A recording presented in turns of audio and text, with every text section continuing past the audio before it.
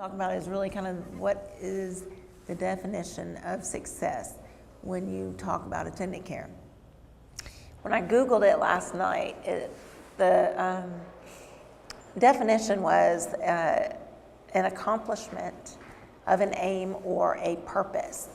So I started trying to figure out how is that going to relate to individuals receiving care and caregivers providing care, and realized that an individual that's getting care is going to have a different definition of success, whereas a caregiver is going to be looking at it and have their perspective of what is successful attendant care. An individual may look at it like, oh, my attendant care is successful because the attendant showed up for work, or I got to eat what I wanted for breakfast this morning. Or they may even look at it like, oh, I was able to run errands with my attendant. While the caregiver may look at it like, I accomplished what I set out to do this morning by assisting with ADLs in the individual. Or there was no conflict, everything went smooth. I went in, did my job, and I came out. That could, amount to being successful, attendant care. But in my opinion, I think that the definition of successful attendant care is how you manage it. Sorry. So when you're thinking about management, who's the manager? Any ideas who you think the manager is of attendant care? Just anybody throw it out there. A caregiver is someone that can help you, but you do what you can, but someone who can't will help you do what you can't do to see the purpose that you needed them for. Okay. The important thing to think about is there are three managers a lot of times, depending on how you receive your attendant care. The agency may be a manager in some respects. The individual is the manager in some respects, and the caregiver is a manager in some respects. What do I mean by that? Each party manages a different portion of the attendant care, whatever it is. The important thing to remember is that there are questions that you need to answer. Each person in that party, whether it's an agency or it is the caregiver or the individual, you have to ask questions of, what are the responsibilities of each party? Who's responsible for which part of providing the care, making sure people are getting out there, and making sure the person is getting the quality care that they need? Are there clear lines of communication? That's probably the key in managing attendant care. Without communication, what happens? Everything falls apart. So the clear lines of communication are a must. Without communication, that's when everything starts breaking down, and people that are receiving the care aren't getting quality care. The caregiver's getting burned out, and the agency's at a loss of what do we do. And we're going to talk a little bit later about the different types of or the different models of attendant care, but I'm kind of right now speaking just traditionally. But another important factor is setting out expectations of each party. What are the expectations of the individual? What do they want? What do they need? What does the caregiver expect? What does the agency expect? And then, of course, always having supports in place for a crisis. I've been doing this for a long time and been talking with consumers for a long time. Whenever a conflict arises, nobody ever wants to take responsibility. The agency's going to blame the attendants, or they're going to blame the, they're going to blame the consumer. Nobody ever takes responsibility. And so when you have a clear line of communication and you open up those expectations and responsibilities, you have them on paper, you revisit them, you look at them, that's where managing comes into place and makes attendant care very successful. So the reason that we thought of the art of managing attendant care and the art of caregiving is because it is truly an art. It's almost a full-time job for every person that's involved. And the important thing is that no matter which party you are, I'm hoping today that we can give you some tools to help you manage any part, being effective caregiver, being an effective consumer, knowing and understanding where each responsibility lies, and hopefully, coming away from this, you will feel that you're able to do that. What we're going to do now is show you a video of some consumers who live independently and use attendant care, but this is them managing a part of their care.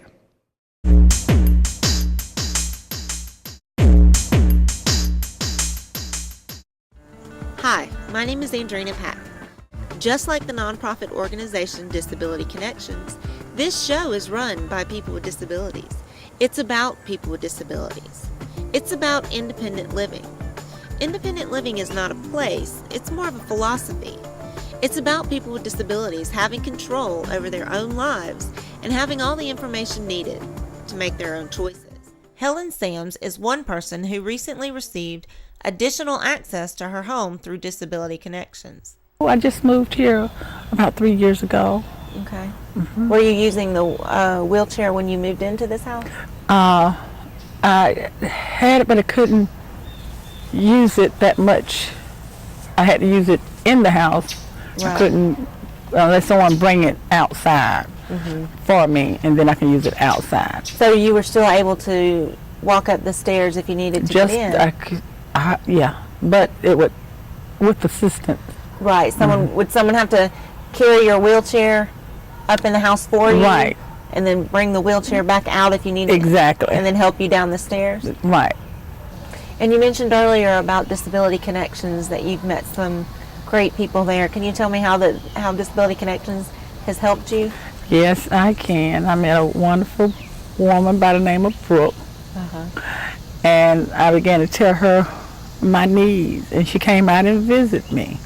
And she looked and she saw where I did need some changes around here. I needed a ramp, and I needed grab bars in the bathroom. I needed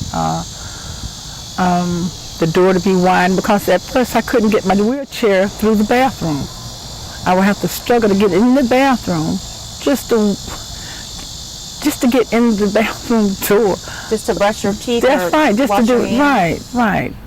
And since the modification been done, at least I can get in my bathroom. I can't turn around, but I can get in.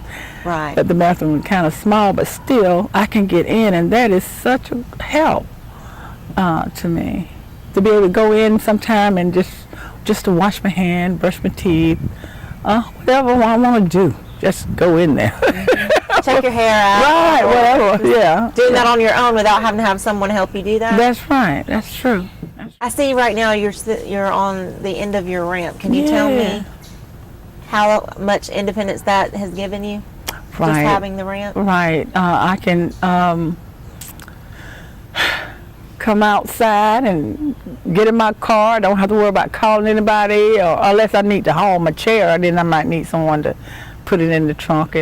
But I've already make preparation for that if I have to carry my chair. But a lot of times I can just get in my car and go what I need to go and come on back and go in my house and I don't have to bother anybody. You know, I know people are willing to help. A lot of times if you can just do it on your own, you won't have to. That's your time. You can go ahead and do it, and you won't have to wait because you're dealing with someone else in their time. And their schedule. That's true. You have to work it in. But so having the ramp has allowed you to come in and out of your house when you want to come in and out of your house. That's right. That is correct. Yeah. If I didn't get out there, people wouldn't know I even exist. But when they see me and they see me in my wheelchair or getting around and trying to do on my own, that I'm making myself present and making people aware that we are independent people and we human and just like they are. Brooke, I'd like to say thank you very much for working so hard to help me get the ramp, the modifications that I need for my house, the ramp, the bathtub grab bars, and the I'm so thankful that you did that, and thank you very much for being there for me. Anytime I talk to you, it's always been very, very positive, and thank you very much for working so hard. What you were just stuck inside the house? No, you had to have people to come and get you out, but now I see you get out of the house and become one of us in the community, and that makes me so happy that you can get out and do what you want to do, when you want to do it, and how you want to do it. That's what makes me happier. Thank you, Boo. My name is Mary Hicks. I have been out of the nursing home for almost 6 years, and it's been very blissful. I was in a nursing home for 27 years because my mother had suffered a stroke 12 days before my 22nd birthday. And there was no one to care for me, and of course she had to have care, so the nursing home was the only place I had to go. I had been told that I would never be able to live out on my own because of my physical condition. I could never live on my own, and it depressed me. I got very depressed. I even got to the point that I prayed to die because I was so miserable, because my life was so controlled by the nursing home. Mary applied for the Independent Care Waiver Program, which is a Medicaid-funded attendant care service program that assists people with disabilities with activities of daily living, like bathing or dressing or food preparation. This program is funded by the Department of Community Health Medicaid. And so I signed for about 4 years, and every time I reapplied, they denied me for one reason or another. And eventually I just kept working. I never gave up. I had it within me to succeed. I was intending to succeed. My goal was to succeed because I was told I could not do it. I could not succeed, and when I'm told I can't, it makes me more determined that I will succeed. So after 4 years of a verbal fight with the legislature and with the nursing home, I finally got out, and I lived with someone for 1.5 years. It was very undesirable, and I've been in this beautiful apartment complex almost 4 years.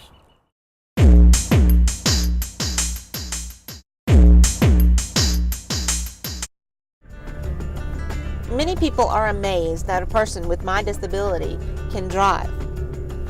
The modifications that you have seen in my van are a type of assistive technology. So what is assistive technology?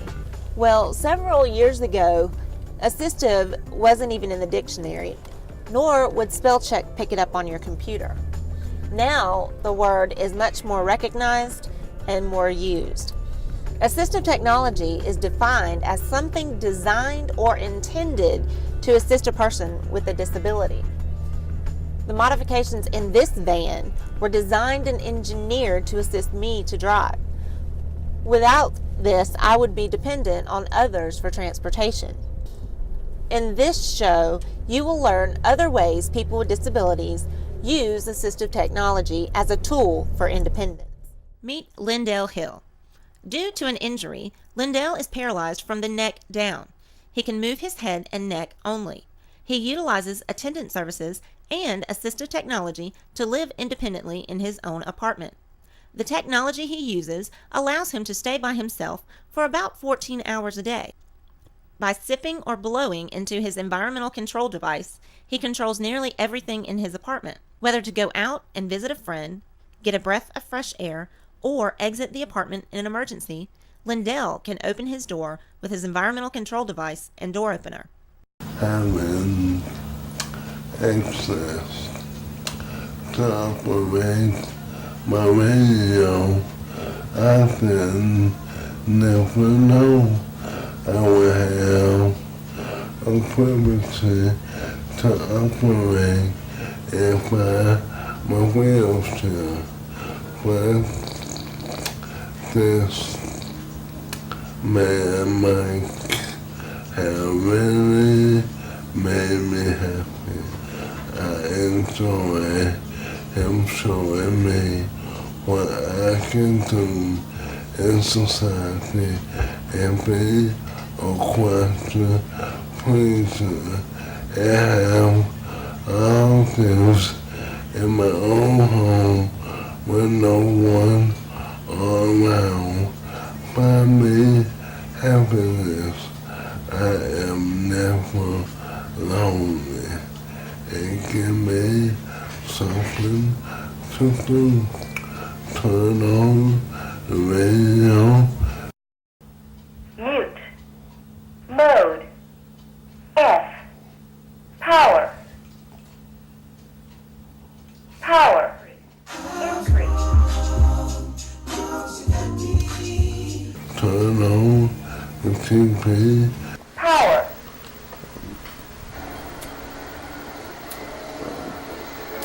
Amazing. I turn on my TV. Can change the station, can turn the TV to whatever I like. Up. Up. Up. And even if someone call me, answer the phone. Is off. Hello. Hey, Liddell. Hey. Fan. 1, 2. Is on.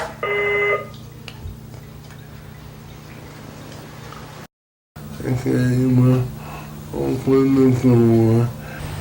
Is off. Is on.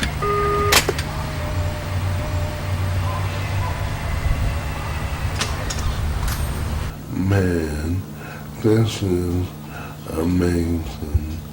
I think the good, the no disability, and my way can do for me.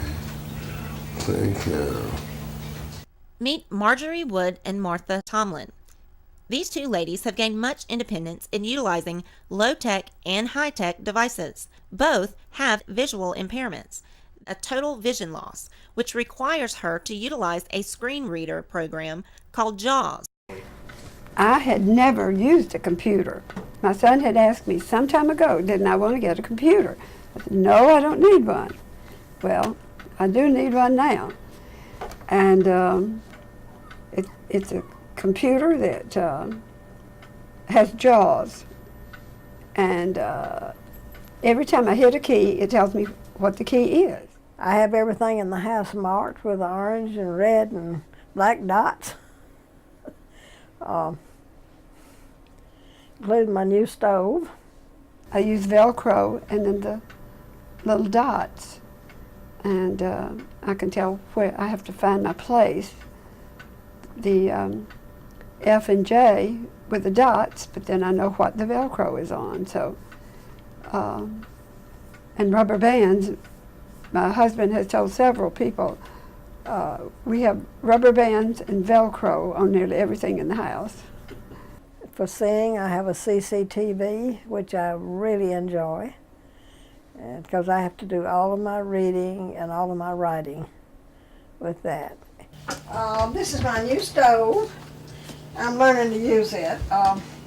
You might can see that I have all sorts of little markings on it. This black Velcro that I put here says that that's the back rear burners. This is the light. This is for the oven. And in the kitchen I have a smaller version of a CCTV called a Prisma. And I can read the headlines in the paper. I can read the labels on the cans, and I can read recipes. This is something I use to take to church with me. And sometimes if you go shopping, it is called a Quick Look. And it actually magnifies more than, bigger than a handheld magnifier, which I have a handheld magnifier in every room too. I can read the church bulletin when going along at church by using that. Got this from the people, the hearing impaired people. Gotcha. That I learned about through Disability Connections. And it has a big button, but it also talks to me when I dial a number, 45. And that keeps me from hitting a lot of wrong numbers. You can also increase the volume. If you're losing your hearing, you can use that too. We would like to invite you to be a part of our organization, Disability Connections. If you need assistance with resources, attaining more skills or technology to be more independent, or if you need accessibility in your own home, or if you'd like to support our organization or get involved in our advocacy opportunities, please give us a call at 1-800-743-2117 or locally at 478-741-1425, or drop us an email at info@disabilityconnections.com. A lot of the reason that I like to show that video is because when you think of managing attendant care, it's not always the physical person that's there providing care. You can see in that video how a ramp, someone having a ramp, someone living in their own home or controlling their environment with assistive technology, being able to get in and out of the door on their own, answering the phone on their own. That technology is providing assistance to the individual, empowering them to be independent, but also if a person only gets a certain amount of hours a day, that technology can come in and assist that person. So it's really about managing care all around, just making sure that their needs are being met, whether it's by the physical attendant or assistive technology. So a big portion of the people that you saw had a goal. And that's the most important thing is, what is the goal? And I always think of Mary. Mary's goal was always to get out of the nursing home and live in the community. It took a very long time for her to do that, but that was her ultimate goal. And when you have a goal and you have something to work towards, no matter what happens, you're going to do everything in your power to figure out how to accomplish that goal. If you're driven, you can't do it alone. You have to kind of figure out how that's going to happen. But the people up here did that, not alone, but with a group of people. And they do receive attendant care. People come in and help them. But they're able to manage that and maintain that in their own home by making sure there are clear lines of communication. There's expectations of what they expect, what the caregiver expects. So I kind of want to talk about, we're going to get a little interactive, so I hope everybody just try to answer the questions. I'm going to speak to the individuals who receive attendant care, and this could be informal. This could be by your parents, non-paid, family members, a neighbor, friends, just anybody. What is important to people who receive attendant care? Those of you that just shout out some words. Carl. Them to help me out and clean up and do everything I want with what I need clean. They help me with it. So it's important to you that they're there to help you clean up and get what you need done. Yeah. Okay, good. What else is important to people? Trust, Octavius, is that what?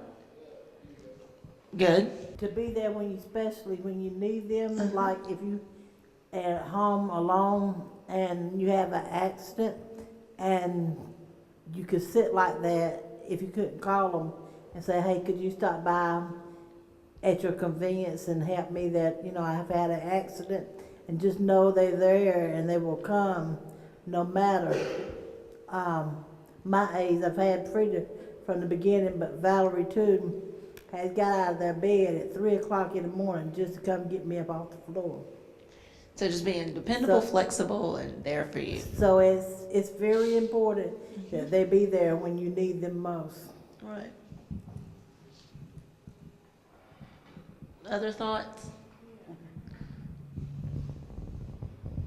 They're there to help you with, cleaning, how to clean your room and clean your area in the house, and to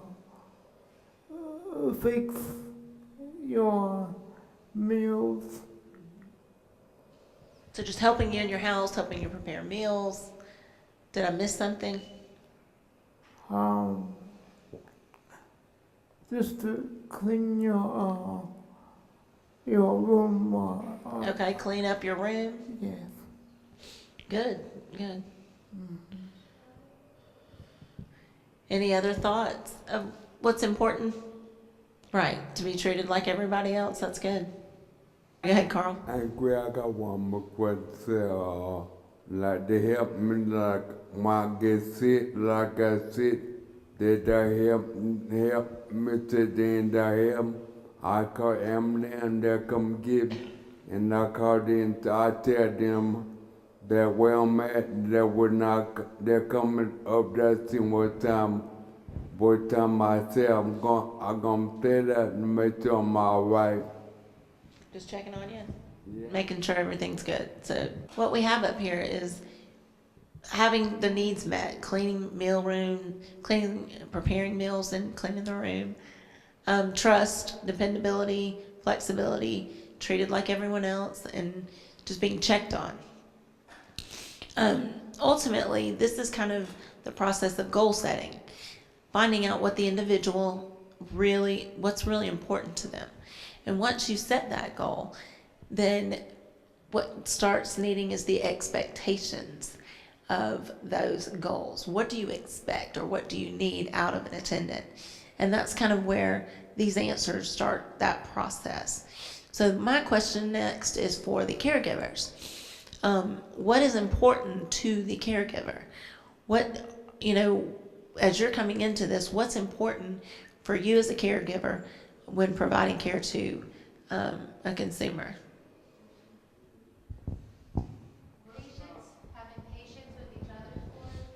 Okay, patience. Basically getting to know the person that you are going to support. Mm-hmm. Really knowing what their likes are, what their dislikes are.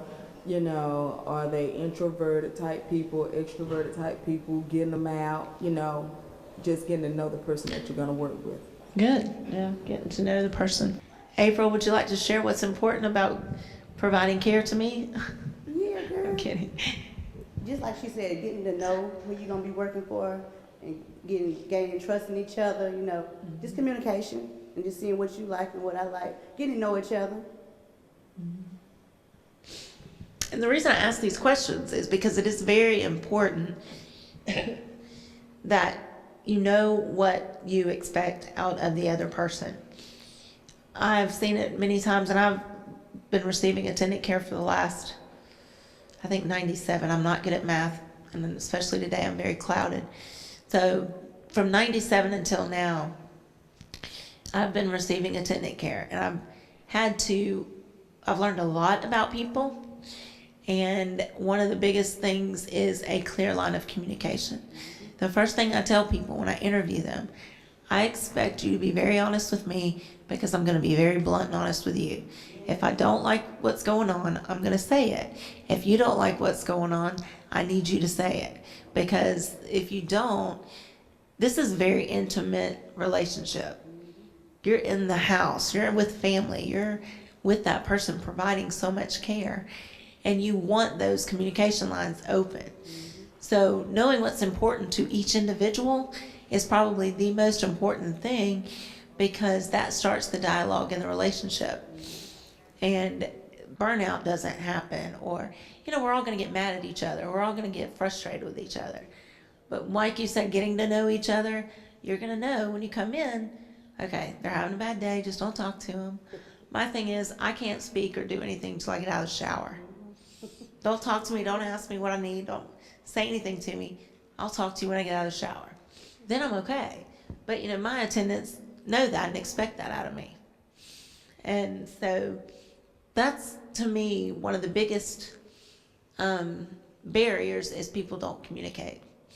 And then it breaks down, and then you run through people, and then you get frustrated. And so what I kind of want to do is hear some experiences. How many people are on attendant care waiver, independent care waiver? Okay.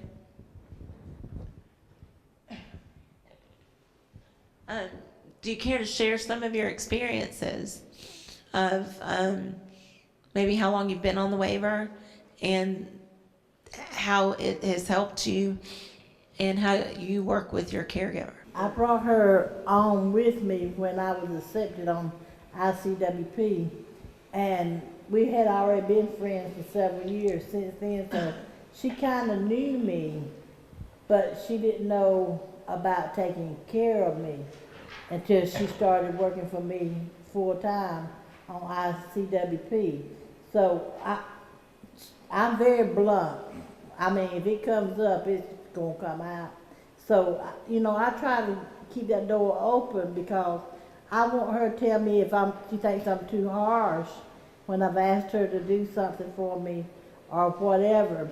But on ICWP, and I thank the Lord for it, because now I can't walk at all, and my hands is getting where I can't use it. So she prepares things into a way so when I'm at home by myself, like, she pairs me up in trays, the individual little things, and she makes me a meal and puts them in the cup with a cover on it and into the refrigerator. I take it out of the refrigerator and put it in the microwave, and I don't have any problem from going to the microwave to the table with the food in my hand, as long as I don't have to travel, you know, all over the house trying to find a place to eat.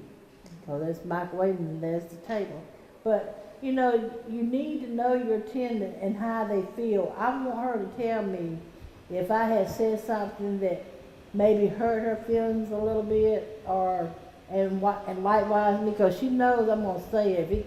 She knows I'm gonna be blunt, very blunt. I don't know no other way to do it, but you got to have a working, caring relationship with your attendants, where they might see something that you don't see a little bit further down the road, and they avoid you from going down that road, such as like last night we went and bought groceries. I had something that was like $3.99. She got the same thing for $1.98, and she showed me, you know, this is cheaper, but this is the name brand. If you want it, we can get it. But this is cheaper, and you get more for your money if you go this route. And stuff like that, I appreciate her doing for me. And as her caregiver, I mean, y'all have been together for years. So, I mean, it's more like y'all are family kind of thing, isn't it?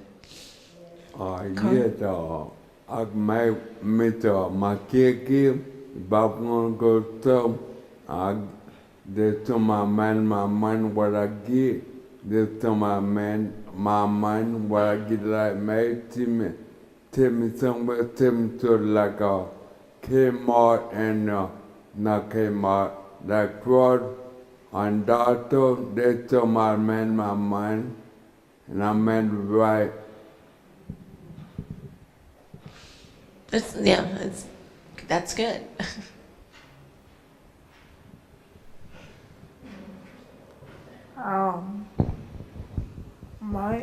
My caregiver been with me for 4 years now, and she's a really good caregiver. She takes good care of me. She even to give me from the sweet treats sometimes. So she's been a good caregiver to me. Yeah, and my family as well. And so, What was that? My family. Family. Yeah. That's good. Okay. Diane has one more.